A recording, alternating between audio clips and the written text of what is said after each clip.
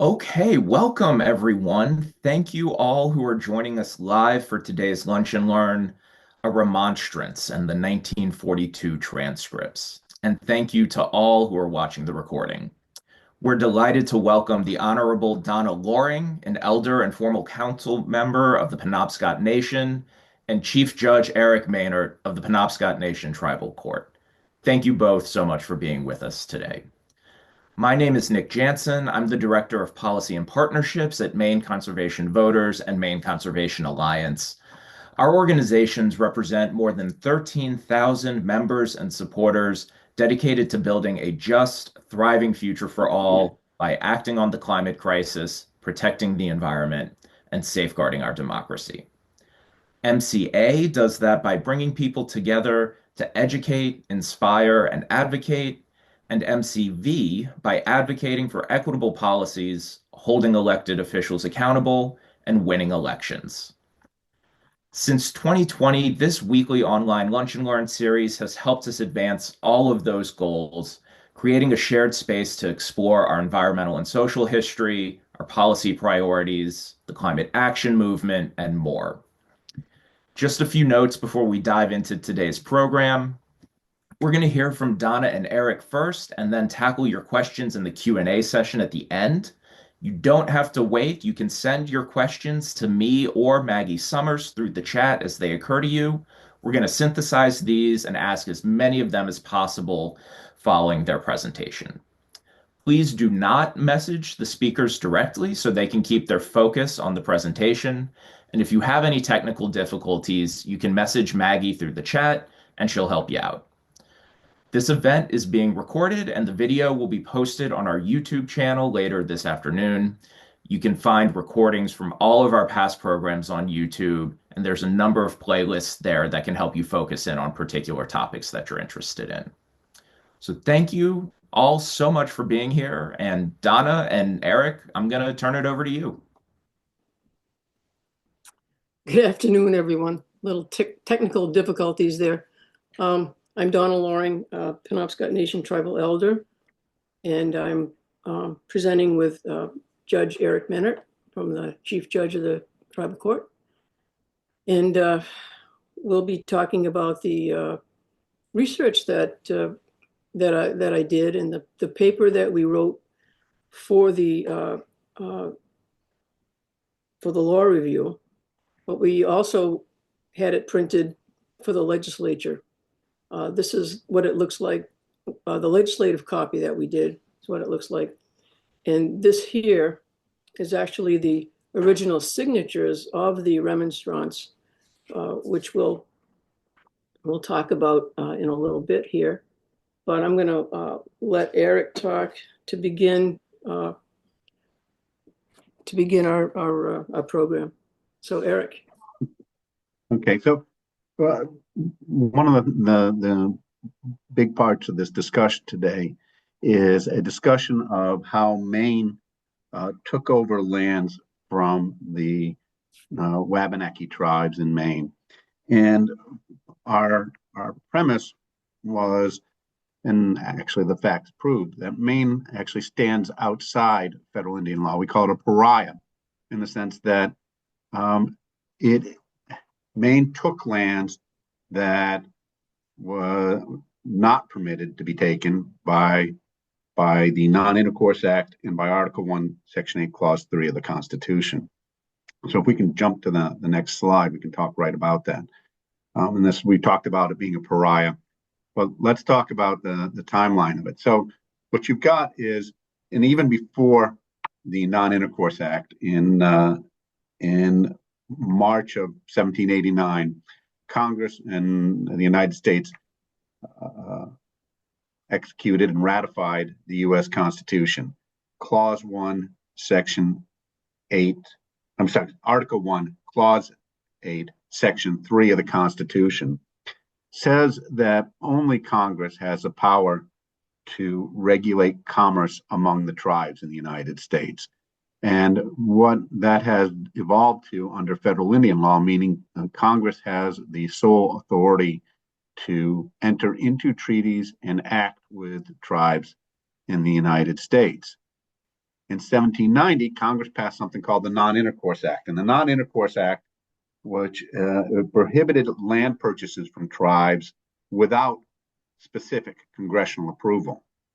And specifically, it recognized the inalienability of Aboriginal tribal title unless Congress had acted. And that was 1790.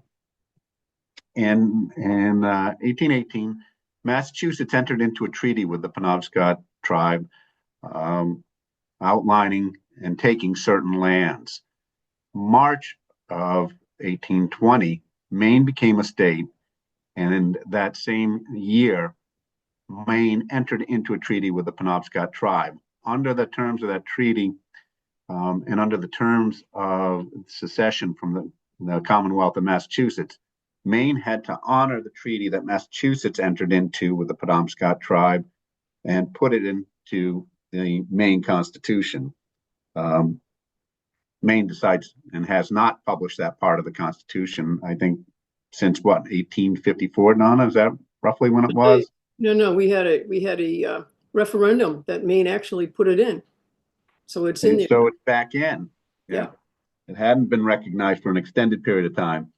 But the challenge with it has been that Maine had taken lands without congressional approval and in violation of both the U.S. Constitution and of the Non-Intercourse Act. And so it operates, the system that has operated in Maine operates outside the system of federal Indian law. And as we looked at that, what we found was, as Maine was moving forward, it has attempted to isolate, control, and eliminate the tribes in Maine. It had a designed plan from its inception as a state to eradicate the tribes in the state of Maine. Okay, so in 1833, Maine had 4 townships, and at that time there was an issue.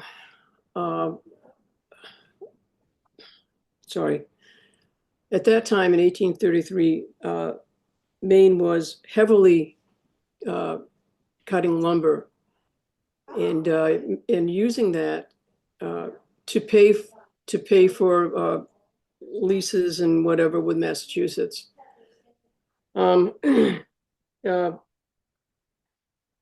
Sorry, I can't hear. Sorry, I just. Okay. Anyway, so John, this is important because John Dean actually went and negotiated for the first time for 4 townships. Actually, the state told him get 2, and he went and he did the negotiation. And he really tried to get those 2 townships. And to make a long story short, he failed. And what happened was that he was so upset with not being able to bring that into fruition that he made some recommendations. And I'm just going to skip to the recommendations because we don't have much time to talk here. The recommendations to the governor and of the state was that the tribe should stay in one place, that the state should take over their affairs, that the state should sell the lands to support the tribes and make them work as farmers and break up lands into family lots. And Dean's conclusion that he told the state that if you don't do this, the Indians will become a great expense to the state.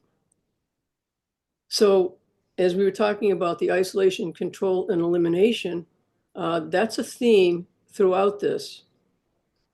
And I'm going to let Eric take it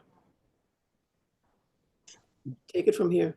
Thank you. So what Dean was suggesting actually became a federal government policy in the late 1800s under the Dawes Act, which was to try and push tribal members onto smaller lots of land. And then that would allow them, because it was owned, the land would be owned in private ownership, it would allow anyone to purchase those rather than being governed by the Non-Intercourse Act. What we've discussed is we see an overriding theme in the policy of the state from its inception, and we identified it by the term ICE, the ICE regime, and we called it isolation, control, and elimination. And the first part of that was to isolate the tribes. The second part was to control the tribes by controlling their finances, and we're going to discuss all of this, particularly in terms of the Proctor Report, because the Proctor Report is where the legislature took a bunch of testimony. And finally, it was the end goal of isolation and control of the tribes was the elimination of the tribes. That was what the state of Maine had set out to do, and really came to recognition and blatant recognition in something called the Proctor Report, which Donna found in her research. Okay, so what we have in front of us, you got to remember that in 1941, we went to war. Anyway, in 1942, the states tried to streamline their budgets in order to help with the war. And Maine was no exception. And what Maine did was they had a bunch of departments and categories that they looked at to see how they could cut their budget to pay for the war. One of the items on that list was Indians.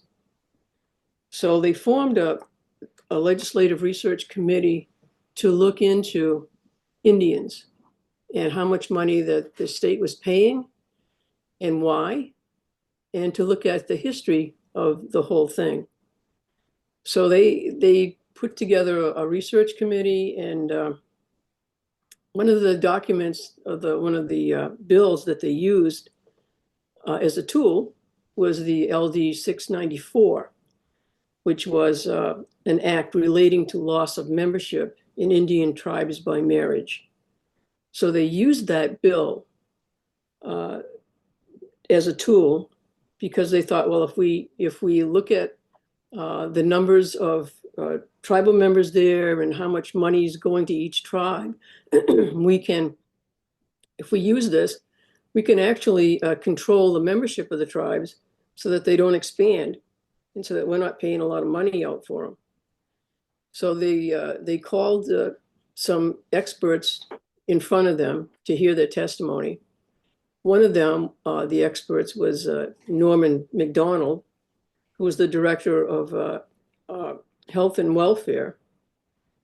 And an Indian just came under that. And so they called him to testify. And the other person they called to testify was the Attorney General of the state of Maine, Frank Cowan. Now, how I came across these transcripts was I was researching for my book, and of course we were in the middle of COVID.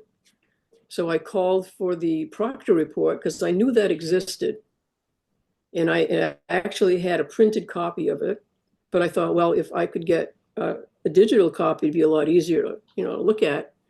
So I emailed the archives, and basically they said, well, what piece do you want? I said, well, I want the whole thing. And they said, well, no, we haven't got that all digitized yet. But just tell us what piece you want and we'll send it to you. And I said, well, nope. I want the whole thing, but let me get back to you. So I contacted a friend of mine who had worked with for a number of years in the legislature to see if he could help me out. And probably by the end of the day, I got an email with the Proctor Report, the whole thing digitized. And there was a little note that said, well, there are papers surrounding this report. And if you're interested, we can send those as well. And I said, absolutely. So the transcripts that I received was testimony before this Legislative Research Committee in 1942. And what happened here, the Proctor report was written by a guy named Ralph Proctor, who this committee brought in to actually do the research and report on the tribes. So this Proctor report was a product of this testimony. So I think the most powerful way for us to present here is so that you can hear the voices of these tribal legislators. And remember that they were actually elected, these are elected officials, the legislators themselves. And these are also the commissioners of the state, and Frank Cowan, the Attorney General, the top law enforcement person of the state. So keep that in mind when you hear these conversations, and the fact that they're trying to eliminate funding, get rid of funding. So this ICE concept, eliminate control and elimination by assimilation. We start out with Norman McDonald from H&W, and he testifies as follows. I think it brings up the whole big problem of what we want to do to limit the membership in the tribes of Indians. At the present time, so far as I can see, they may be a member of the tribe and have very little Indian blood in them, because the law says membership may be acquired by birth and adoption into the tribe. That is limited. They cannot adopt anyone who has not at least 1/4 Indian blood, and the third is by marriage to a male member of said tribe, provided they have any Indian blood in them themselves. It seems to me we might want to limit that third part. A woman could not become a member of the tribe by marriage unless she had 1/4 of Indian blood. And I think that the first, and the one thing I want to say to this particular statement by Mr. McDonald is that it flies in the face of federal Indian law. Federal Indian law has mandated throughout that only the tribes, and the tribes alone, dictate who are members of the tribe. Chairman Dow, the situation has developed over a period of years, and we've been partly responsible for it in this particular situation. And I do not think we can be too brutal in rectifying our own mistakes at somebody else's expense. Mr. Payson, who's a representative, it would not be profitable even if we could. If you shove these people out, as Mr. Cummings said, probably it would cost you more to put them somewhere else because you would not have centralized control. McDonald, I do not think you can solve it that way.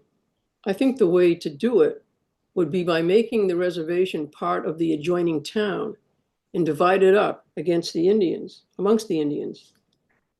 Representative Payson, you have got to persuade them out. Mr. Weber, the towns would be awful mad to have to take that territory over, wouldn't they? Senator Boucher, I know if I lived in Old Town, I wouldn't want them to be part of Old Town. Mr. McDonald, I think if we could only get some law to prohibit white men living on the reservation, if they married a squaw, they have got to leave there. Senator Boucher, if a white man has a squaw, get them off the reservation and keep them off the rest of their life, and the children can't go back. Mr. Payson, if you restrict their marriage laws, you force them out a lot of ways. You can force them out of by their own choice. Director McDonald, Commissioner McDonald, I would feel that was one of the basic problems. There are two problems here. We can plan on a long-term program which might result in the disintegration of the tribes as such, their absorption in this part of the state, and we have perhaps an immediate problem to try and prevent these tribes from getting any larger than they are getting through intermarriage with white people. We might take immediate steps to try and control that in some way and yet work on this larger problem. Of course, time may eventually help this. problem because it will result in there being no Indians as such in Maine. But unless you're going to make a long-range plan, you're still going to have a reservation of white men called Indians. Mr. Weber, wouldn't we be doing the Indians a favor or a kindness if we destroy the reservation system and spread them, offered opportunities for education for those who could take it in such degree as they could, and attempt in a long-range program to rehabilitate them in diversified places, in business and so forth? Commissioner McDonald, yes, I think we would be doing them a favor. On the other hand, I can see many difficulties in trying to accomplish that. I do not think you can arbitrarily uproot them from the reservations and place them throughout the state of Maine and have them satisfied or happy. And I am positive you would find all kinds of opposition to it. Chairman Dow, not only from the Indians. Commissioner McDonald, oh heavens no. Mr. McDonald, that is what we've got to do, I think. Any long-range plan has got to be based on the present young generation, on the children. We cannot even change our own people in the white race. Some of them will still stick in the most god-awful places. Senator Roy Libby, you could start with an educational plan in your schools and on the reservations and see to it that the Indian children who are growing up were taught to believe that they should go out and assume their proper place in the state. Mr. McDonald, I shouldn't be surprised if we got the support of the Catholic Church in doing it. Representative Payson, what would your long-term plan envision? Mr. McDonald, I think you would have to set up some plan whereby children born after a certain date, for instance, would not become members of the tribe. And as people who now own property died off, their property would revert to the state. And we might make some provision for these Indian reservations to be included in adjacent towns and to become part of adjacent towns. Or else we might divide up the reservations, make them part of adjacent towns, and give to each Indian a certain piece of property, give him title to it, and give them the rights of citizenship. Let them vote, do everything anybody else does. Then we would have the right to sell the property to whoever he pleased. Probably that would be the easiest way to ever get the tribes broken up, because in many instances they would sell and white people would own the reservation, and that would scatter the tribe. Whether that is fair or unreasonable, I don't know. Representative Pelletier, in years to come, being spread over a wide area, they would finally become assimilated. Mr. McDonald, I agree with you. I think the Indians would be better off in the end if they could become citizens and become absorbed. And the same as we have absorbed several other races that have come over here, I think they would be much better off as individuals. Iced by segregation. Eric. Representative Payson, Mr. McDonald, may I go deeper than this? Talking in words of 4 syllables, taking it as a sociological proposition. How about segregating these people and keeping them intact as a separate people? Is that the policy of the state? Mr. McDonald, no, I think it is physically impossible to do it that way, because under the federal laws, those people are citizens of the United States. They are American citizens if they are born in this state. And while our Constitution does not seem to permit them to vote, so far as I can see, there is nothing to prevent them from voting under the federal law, because there is a federal law that says any Indian is a citizen of the United States. Representative Payson, I can't praise the present situation intelligently. It may be a lack of intellectual development, but I find in government more and more, if I can get all kinds of facts, relevant facts of what has happened, and have somebody who is capable to interpret those facts, I can get a lot farther on a future proposition than I can just by going ahead by main strength and saying, this is what we need to do. Because this problem, it seems to me, is a real problem. It is a miniature slave problem. You gave the slaves in the South emancipation, made them all free men, but you didn't solve anything so far as the economic problem was concerned. We have got a miniature slave problem here, and it seems to me we need to be careful in working it out, not by the legislature, but by the people who know how to work people out of a bad proposition as a social proposition.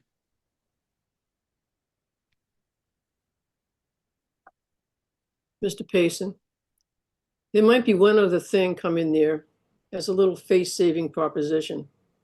If we can get enough facts from any source to destroy the myth that Indians own the state, and we are paying them interest on that ownership, if we can get rid of that whole phase by reporting this whole thing as a deal between the Indians and the state of Maine, and they have been doing pretty well, maybe the facts will develop that we might be able to lay a little background for a long-range plan that wouldn't have so much maudlin sympathy. When they have come in for Indian pay in the legislature, I've always voted against it. We're now going to turn to the testimony of Frank Cowan, the Attorney General. And I find this particular testimony incredibly reprehensible from a point of view of an attorney. Representative Payson, did you make your study from material available in the state library, or did you have any outside material? Mr. Cowan, right here in the State House and down in the land office, my study, as you call it, I was digging into things down there, and I kept running into this stuff. And I was checking up on the Indian Trust Fund, trying to find out the origin of it and find out why it was a certain amount, of course. And as I went back through the land office records, I began to get more and more dubious. I finally said, the Indian Trust Fund amounts to $138,000, period, and stopped right there. Mr. Payson, this is a skeleton in our closet. Mr. Cowan, well, I had a feeling it would be more than what we wanted to see in that closet, so I closed the door. I mean, my frustration with that is you have an attorney general for the state of Maine knowing that somebody is entitled to compensation from the state, that there have been funds withheld from them, and they're simply saying, we're going to hide it. So the Proctor report, they hire Proctor to go out and do research for the different departments and in-depth research of the tribes. And these are Proctor's findings. Let's see. October 11th, 1835, Maine sells tribal islands in the Penobscot River for $7,550, which would be about $237,300 in 2021. 1794, Massachusetts and Maine by treaty reserve 15 islands to the Passamaquoddy tribe belonging to a non-native landowner. October 11th, 1835, state sells islands belonging to the Passamaquoddy tribe by treaty and subsequently fails to indemnify the tribe in a trespass action that the tribes lost. So this next set of findings concern the breach of fiduciary duty. Under federal Indian law, the entity that is working with the tribe, in this case the state of Maine, at that time, had a fiduciary duty, which means a special duty, not just a regular duty, but a special duty to ensure that it took care of the financials that it was supposedly overseeing. It's like a bank has a special duty. They have a fiduciary duty when you deposit funds with them. These were the findings of the Proctor report, that the state breached its fiduciary duty when it impounded the Passamaquoddy trust accounts. The state breached its fiduciary duty when it impounded Penobscot trust accounts. And the state breached its fiduciary duty when it took $10,000 of Passamaquoddy money and bought bonds in the city of Eastport, which the city of Eastport promptly defaulted on, and those funds were lost forever. And the state of Maine breached its fiduciary duty where it misallocated funds, Passamaquoddy trust funds, to the state general fund.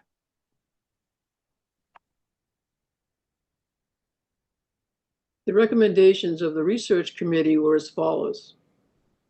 No lands returned to the tribes. No sums owed to the tribes paid without interest. Oh, I'm sorry, any sums owed to the tribe paid without interest. Legally define an Indian as having at least 1/4 blood. Implement Native youth vocational programs. Encourage agrarian labor, and restrict state welfare to only those tribal members physically unable to work. Go back. So Eric, I wanted you to comment on the recommendations of the committee. It is striking to me how anyone could say, well, we took your money, we took it inappropriately, and we know we took it inappropriately. We'll give some back to you, but whatever we give back to you, we're not going to pay you any interest on. I mean, that just doesn't happen in the legal world. It is absurd. The idea that, again, that the state could define who is an Indian, as I said earlier, it flies directly in the face of federal Indian law, which says only tribes have the ability to define who their membership is.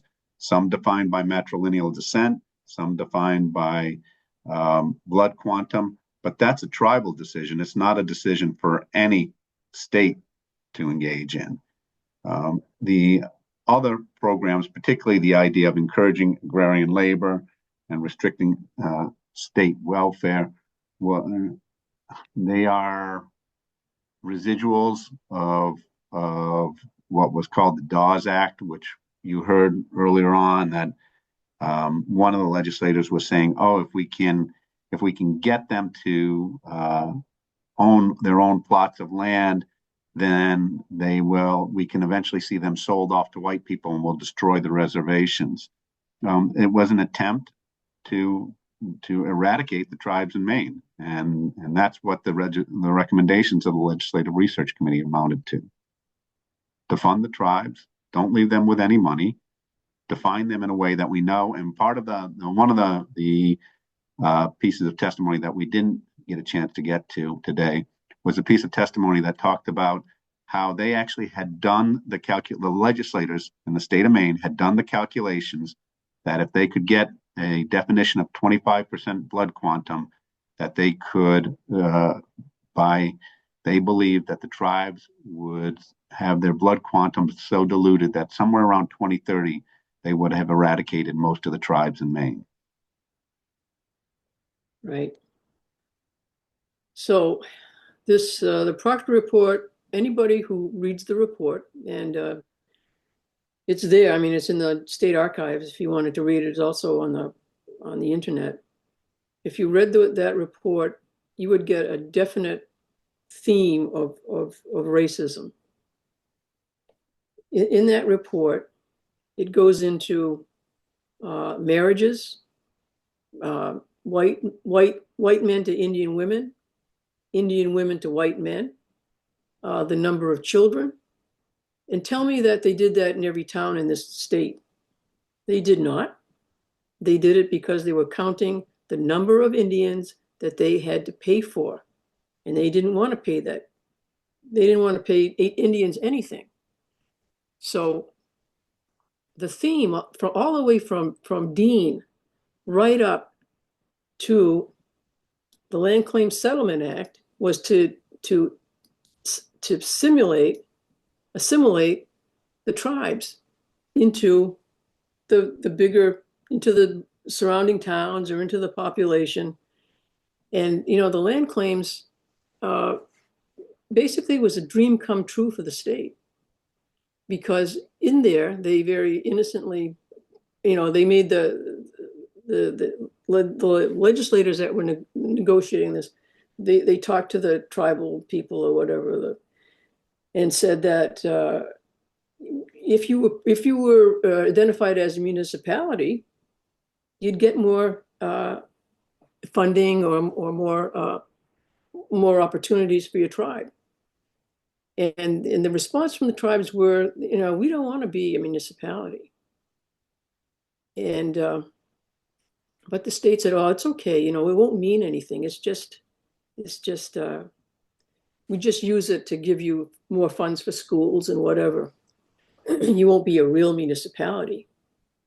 Well, it didn't work out that way because the state now is treating the tribes as municipalities and sub-political units. So again, the tribes were taken advantage of, and the land claims. We've been litigating this land claims for years and years. So that's the. And Donna, when you say sub-political units, that's because it's not a sovereign to sovereign relationship, which is what the tribes under federal Indian law tribes recognize or have throughout the United States. It is this attempt to make them a municipality rather than a false sovereign. Right. So, we tailor this down a lot. There's a lot more to this that we could talk about, but we wanted to give people time to ask questions and just to give you the overall flavor and view of what we found, what I found in the transcripts. And believe me, it's really a lot worse than what I'm putting out here. And in my personal, I'm just saying, I'm not representing anybody when I say this. In my personal opinion, this land claim settlement should be abrogated. And because I look at it as being fruit of the poisonous tree, that anything leading, treaties that were negotiated between the state and the tribes were not good faith. They were not in good faith. The state wanted the land, the tribes wanted guarantees that they could keep certain portions of the land for hunting and their own resources. Didn't work out that way, and we've been in court ever since. That and the basic tribal relationships that exist now are controlled by the land claims. And we're just using a tool that is made by the master. And you can't tear a house down with the master's tools, right? And you might think that's a reach, but slavery was mentioned in this dialogue. They knew exactly what they were doing. They compared the tribes to slaves. State of Maine is created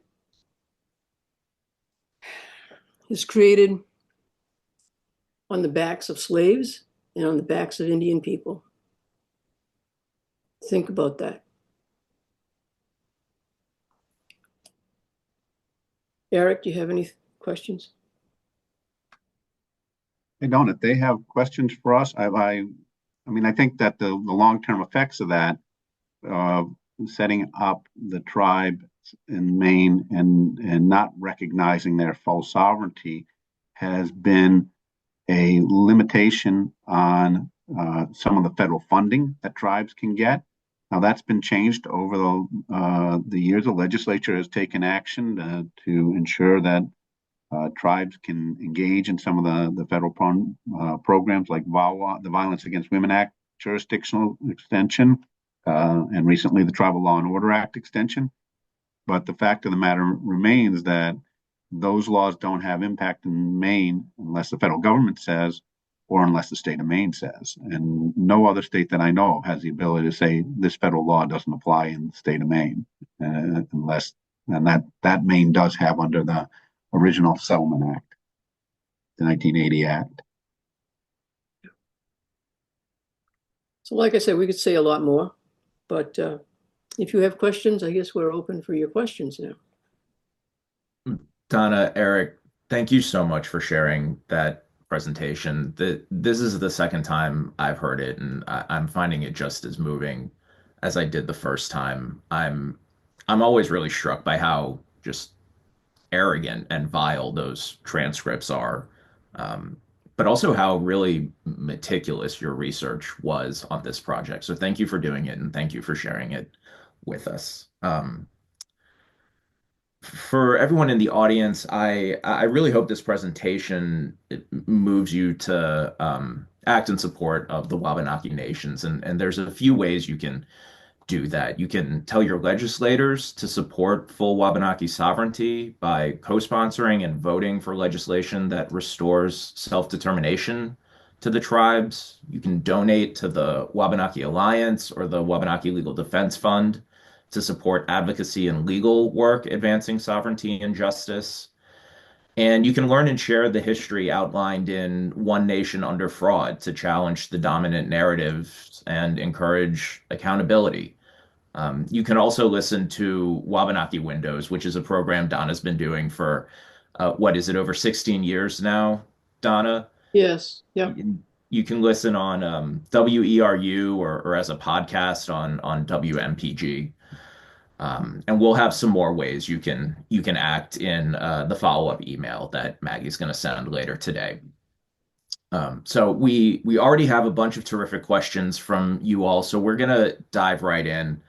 Um, Donna, to start though, I've got to ask, what motivated you to begin this project, and how did it make you feel the first time you read those transcripts?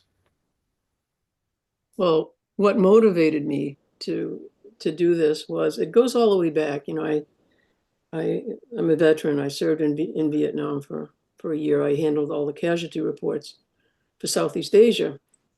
In being there for a year, I saw how the Vietnamese were treated and how they would dehumanize.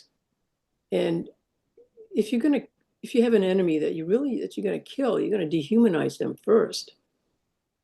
And I determined later when I was in the legislature, I'm not going to allow my people to be invisible and to be dehumanized.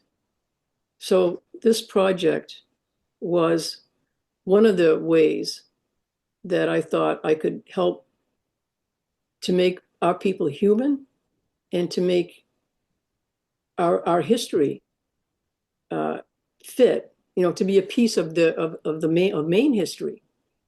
And also that's where the Wabanaki Education Bill came in, was to educate the public on Wabanaki people. That's where that came from.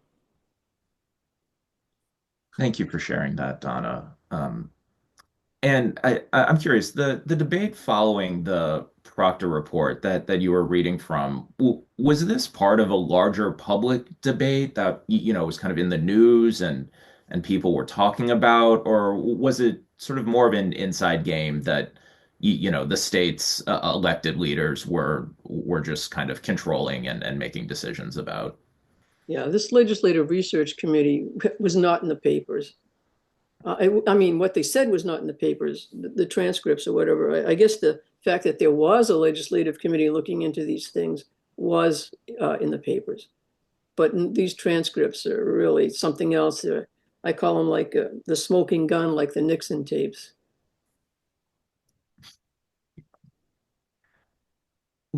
Looking looking towards the future a bit, are there models from other nations or other tribal state relationships that Maine could be learning from? I know there was a Centennial Accord in Washington State that kind of reaffirmed the sovereignty of the tribes there. Have there been any recent conversation in Maine policymaking circles about learning from examples like that or others?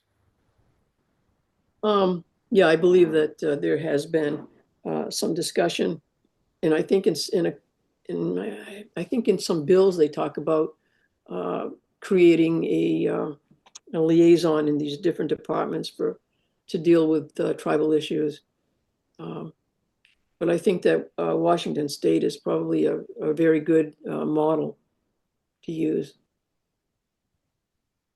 Yeah, I've heard of one idea floated elsewhere is, and here in Maine, it could be the creation of another constitutional officer, a secretary of tribal relationships. Would something like that really be a benefit to the work you're doing and the Wabanaki Nations are doing? Or, what sort of powers or responsibilities are, or kind of structural changes are necessary in the state to really just ensure that the tribes have this self-determination or are able to act with the self-determination that you already have inherently as sovereign nations? Well, I thought about this for a long time, and it's kind of like in order to uh, correct or fix what's happened in the past, we have to go back. When you look at the treaties that were signed, and the uh, I think that we need to start fresh on a sovereignty, government to government kind of relationship, to get rid of the Settlement Act, because that is like it's toxic, and to recognize each other, and to create an agreement that we can both we both use to help each other, because the tribes can help the state of Maine in a lot of ways. And I guess that's really not been explored all that much. We've been just too busy trying to control us and keep us down. So yeah, we need to go to the court. And a constitutional officer was an idea that I had, which I think that if the state put in a constitutional officer, that would make their commitment to the tribes a permanent one and real, something that we wouldn't have to worry about from election year to election year.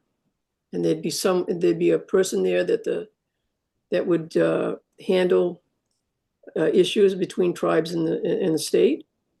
And again, as soon as the land claim settlement was signed, there was no connection between the state and the tribes, because they eliminated the Department of Indian Affairs. So ever since then, there's been really no official recognition or connection with the tribes. Something you said a moment ago really struck me, that you can't use the master's tools to tear down a house. And there is a certain irony in using Western legal concepts to create or to correct a problem that was created by Western legal concepts. Is that sort of what you were getting at? Just the need for like a truly fresh start, and to just have two sovereign nations meeting on equal terms? Yeah, I mean, absolutely. That's what I was getting at. I mean, the thing is that when you say the word sovereignty, it scares people. Maybe like in Jackson, in his first speech to the Congress, said there can never be a nation within a nation.